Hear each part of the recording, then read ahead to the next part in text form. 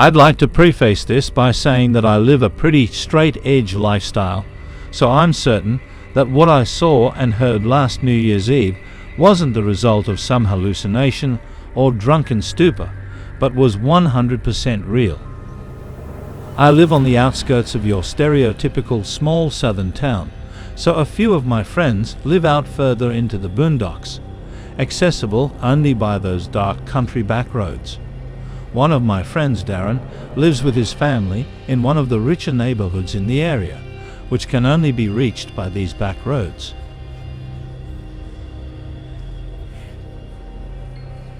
Every year, his family throws a party at their house on New Year's Eve, where all the family's friends are invited, myself included. It's a pretty fun occasion, so I'm always excited when I get the formal invitation from Darren's parents in the mail.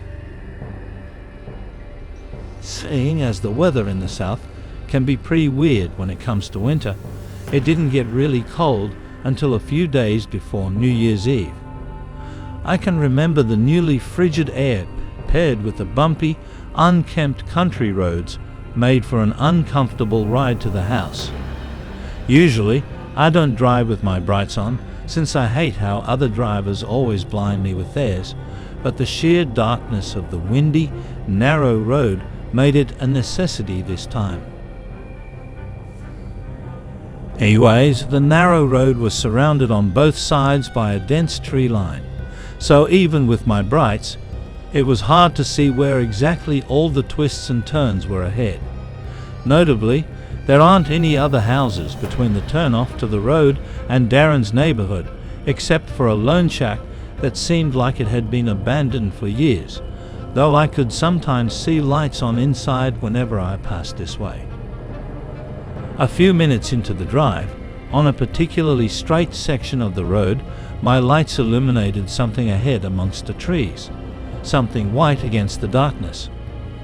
As I neared, I could see it was the shape of a person standing all alone on the side of the road. They weren't moving or hiding, just standing completely still with their back to the trees. It was a woman, evidently wearing a white dress or gown of some sort, not at all appropriate for the cold. I didn't turn my brights off out of caution, so I couldn't really make out any specific details in the reflective glare of the white dress. As I passed her, I was thanking my lucky stars that she didn't step out in the middle of the road, causing me to stop.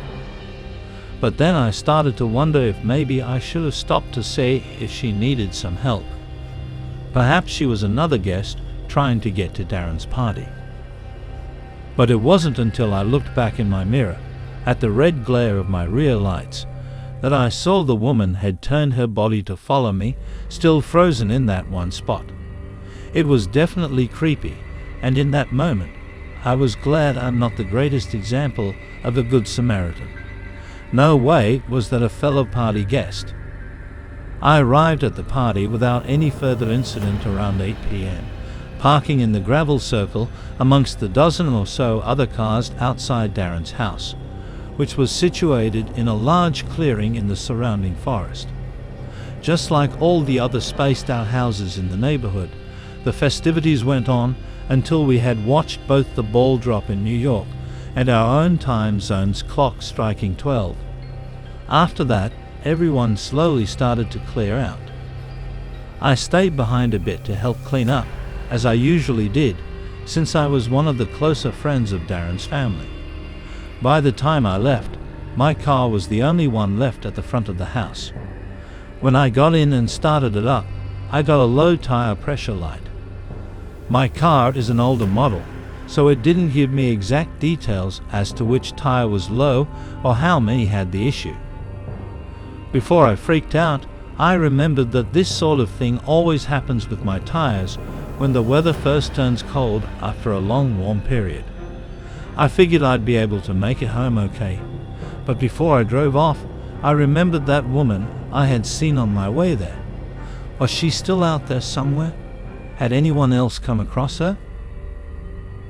There was another way in the opposite direction I could use to get home to avoid that road, but it would add another 20 minutes or so to my commute, which I didn't want to do so late at night with possible drunk drivers out and about. I figured I'd just suck it up and go back the way I came. I really wish I hadn't. Not even a few minutes out on that same dark back road, I could feel something was different with my tires. I could hear it too.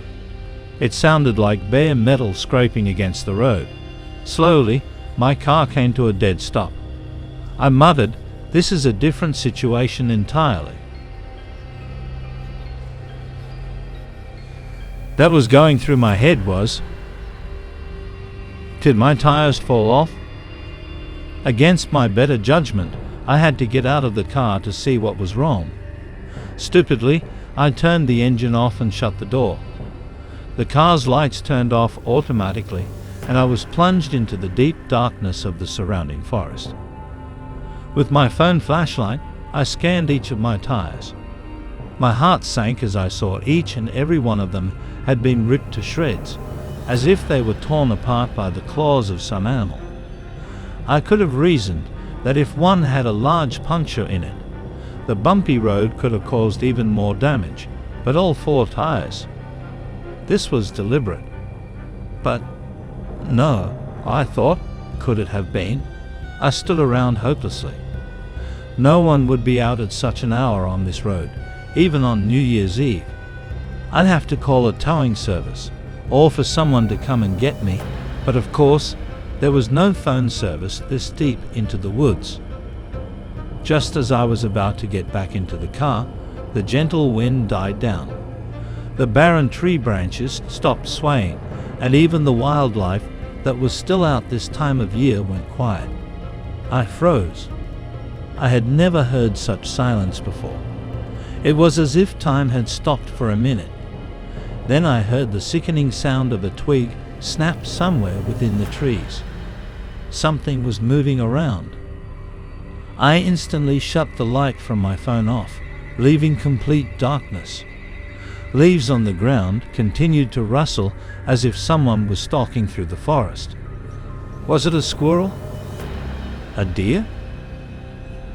No. This was the type of silence when a predator is nearby. And then I heard, "I see you." My stomach dropped. All the air was sucked out of my body. I couldn't even scream. It was a woman's voice, soft and quiet, coming from the pitch-black darkness of the tree line, not 15 feet away. It was said without malice, which somehow made it even freakier.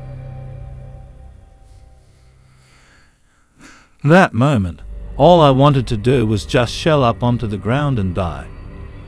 Then I heard, "Can you see me?" Wasn't until I heard the voice again that my fight or flight response kicked in. But I was disoriented, standing there in the darkness. I had to turn my phone light back on if I wanted to see which direction I wanted to flee. I aimed the flashlight directly in front of me, and standing at the edge of the tree line was the woman in the white gown. This time, her features were visible. The gown was dirt-covered and stained. She was deathly pale, skinny as a rail, and her disheveled grey hair fell down to her elbows. But her face was almost indescribable, grotesque, as if she were missing half of her jaw. Yet, it seemed as though she were trying to grin at me. My indecisive horror, I had the flashlight trained on her for a few moments before I hauled ass down the road back towards Darren's house. The shack I had mentioned earlier was closer to my current position, down the opposite direction, but what if this woman was the one who actually lived there? I don't know if that was a rational thought made in the spur of the moment, but I had no time to wonder. As I sprinted down the road, I could hear the snapping of twigs and rustling of leaves behind me. She was chasing me.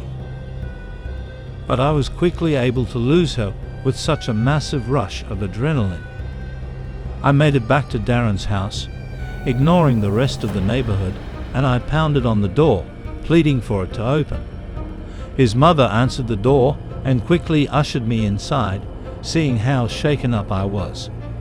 I explained everything to her, along with Darren and his father. They were sympathetic, offering to let me stay the night there while they called the police and a towing service, which I gladly accepted. Before even contacting my own family, the police said they would search the area around the road that night, and that I could come get my car back and make a statement the next day. But all I wanted to do for now was put that night behind me and fade to sleep in the guest bedroom. But I soon found out that night wasn't over. I awoke from my sleep to the sound of a light tap from the second-story window. I looked at the digital clock on the nightstand. I remember the time exactly. 3:14 a.m. of course. None of the windows in the room had blinds. I didn't dare look out until I heard the muffled voice from outside. The same voice saying, "I see you." The woman was still out there. She had chased me all the way here, and now she was throwing rocks to get my attention. If I wasn't going to look out the window before, I definitely wasn't going to now. I wasn't going to leave my spot in that bed or fall asleep until morning.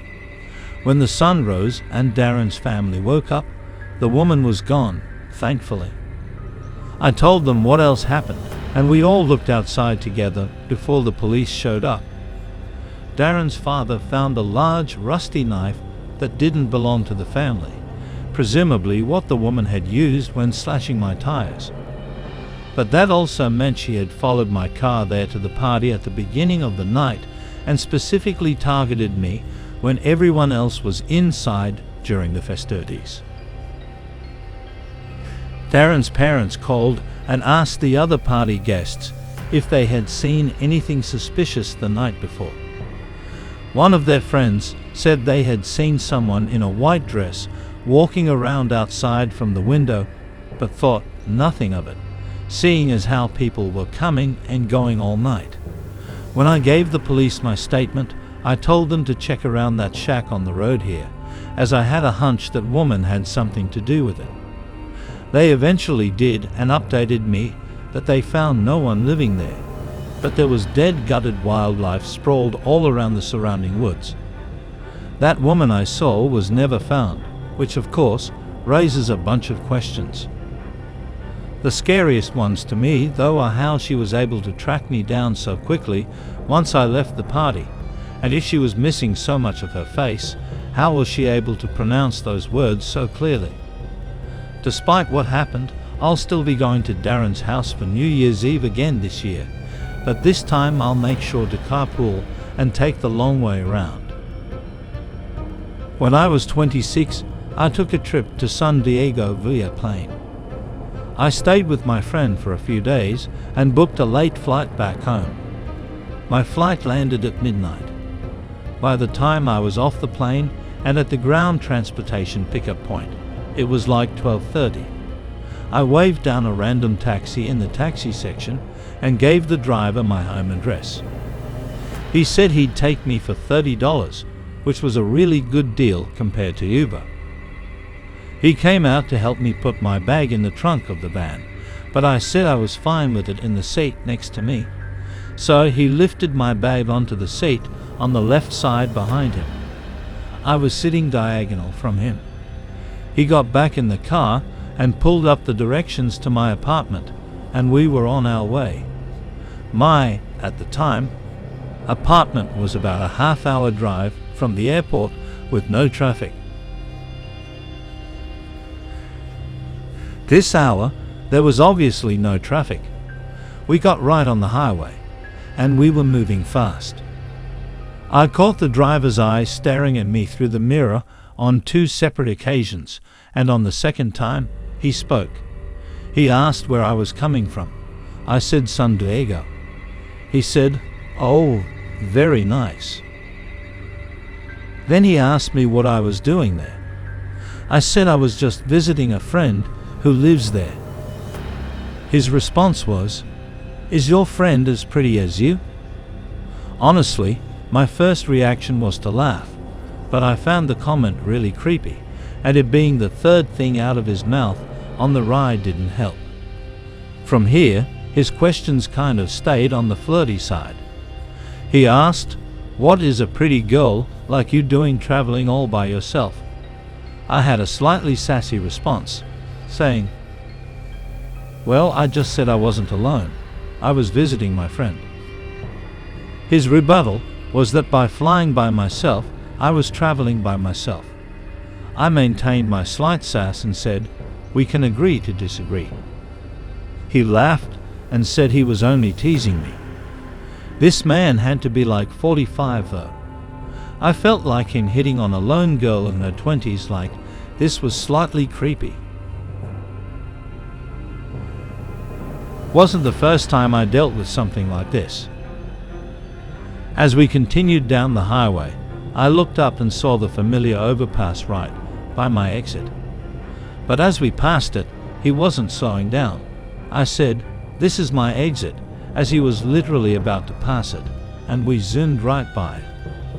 I repeated myself louder, saying that that was my exit.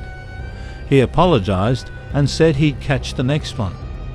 I tried to get a peek at his screen to see if he put the right address in, but it was angled so that I couldn't see it. The next exit was about a mile further. I started sitting up on the edge of my seat a bit now. When the next exit approached, I said loud and clear, "You need to get off here." And without acknowledging me, he turned on his blinker and merged off the exit. I noticed him glaring at me for a second through the mirror. I almost sensed a hint of annoyance in his face. But I guess that quickly changed when not even a minute later, he asked me if I had a boyfriend. I replied back instantly, "Yes, he lives with me." I noticed him look at me again, and I think he picked up on how quickly I answered that. He asked what my boyfriend's name is. Yes, I'm serious. I decided that was enough. I told him I'm going to put my headphones in, so I popped my AirPods into my ears, even though they were basically dead. Still, I just wanted this man to stop asking me questions. Asking my boyfriend's name was next level weird, almost like he was interrogating me.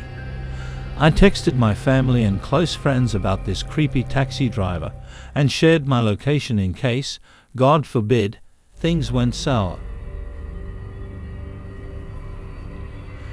We're in a familiar area in my town now. We were stopped at the first red light since getting off the highway. I looked in the mirror and all I saw were his eyes glaring at me, almost in this menacing way. I know he didn't say anything to me because I didn't even have any music or anything playing, so I would have heard him. The light was now green, and he was still staring at me. I had to tell him the light was green, and he started moving again. One in my family was answering except for my old brother, who must have been the only one awake, but he lives 2 hours away from me. My brother told me I should leave the car if I feel threatened or in danger. We were now on a main road in my town, but there weren't any cars on the road. It was nearing 1:00 a.m. on a weeknight. We stopped at another red light, and I felt that man glaring at me again through the mirror. I then noticed a police car parked in an empty parking lot. In a spur of the moment decision, I grabbed my bag and backpack and slid the van door open. The man started yelling at me, "What are you doing?" And he tried closing the door with the power button in the front, but I forced it open. The second the door was opened wide enough for me to fit out, I booked it toward the police car. Instead of getting out of the car and chasing me for my money, he just kept driving, which already was a huge red flag. When I saw him driving away, I stopped running and brought my pace down to a quick walk to the police car. The officer in the car noticed me as I saw him look up and roll down his window. I told him that the taxi driver who was driving me was giving me really bad vibes, and I left for my own safety. I asked the cop if he could give me a ride home, and thankfully he said, "Hop in the back seat." Being a scared female obviously helped, But do I think you should be going up to cops asking them to be your free taxi service? Absolutely not. By the time I was in the car, that taxi was already long gone. The cop drove me home, and we were there in about 5 to 10 minutes. I let myself in and didn't even bother unpacking. I went straight to brush my teeth and crash into bed. It seemed just as I got into bed, though, there was a knock at the front door of my apartment. What if it was the taxi driver? He had my address after all. What if he came for his money or worse? The knocks persisted for a few minutes. Then it went silent for a few minutes, and then there were more knocks. Obviously, I never left my room. I didn't want to be anywhere near the front door. The door was locked, and that's what mattered. Eventually, the knocks stopped, and I drifted away to sleep. The next day, I was back to work. I had a slightly later shift, luckily, so I didn't have to get up too early. While I was at work, though, I got a call from my next-door neighbor, George. He said that my dad was there before trying to get into my apartment to drop something off, but he didn't have a key. George was calling to confirm that I was in fact expecting my dad, and I said no, I hadn't heard from him. George said he didn't see him actually leave anything though. He was just checking through the windows, which caught his attention. I thanked him and then called my dad, and as I was expecting, my dad said he was at work and had not stopped by my house. I took this time to explain the entire taxi driver situation to my dad again, but over the phone this time. He wanted me to come home for a few nights, and I said I would. I just need to go home and pack my things up first. After work, I got home around 9:00 p.m. I finished up my laundry from the night before and packed a bag with some clothes and my work stuff for the next few days. Something in my apartment felt off though. I never get nervous from being alone, but that night I felt like I wasn't alone. Deep down, I felt like it was because the whole taxi driver situation made me uncomfortable, but I felt like I kept hearing small cracks in the wood floor, like from the pressure of someone's weight. I just couldn't pinpoint from where. I was honestly freaking myself out and trying to hurry up and get all my stuff and go. It was about the moment I was ready to leave the house when I heard a creaking sound from down the hallway, from the spare bedroom. I turned and heard a voice say, "I wasn't going to hurt you." I saw an arm swing into view from behind the wall, and I just took off to the front door before he could even enter the hallway. I was outside, screaming and pounding on my neighbor George's door. It was still early enough where he and his wife were awake. They came rushing outside, and I begged for help. Instead of entering my apartment, we called 911 and waited for the officers to show up before going inside. My apartment wasn't huge, so checking each and every potential hiding spot didn't take long. The back sliding door to the shared backyard area was open, which also suggested he fled through the backyard. Unfortunately, I didn't have any record of the taxi ride I took, so I didn't have the cab number or plate number or anything. I could only describe it as a yellow minivan and give the description of the man. I did, however, describe the route we took and the time I remember getting into town, hoping maybe they could knock on some local business doors and check their cameras pointed to the streets. I grabbed my already packed bags and headed to my parents' house, where I stayed for a week. They wanted me to stay even longer, but I had to get back home. My dad helped me install some cameras from Amazon on my front and back doors, and I also bought a taser to put next to my bed for self-defense. I've lived in 2 different apartments since this experience. I've never had to use the taser. I also avoid taxis now if I'm alone, as they are a lot less traceable than a ride-sharing app. But also, you hear about fake taxi drivers kidnapping people all the time.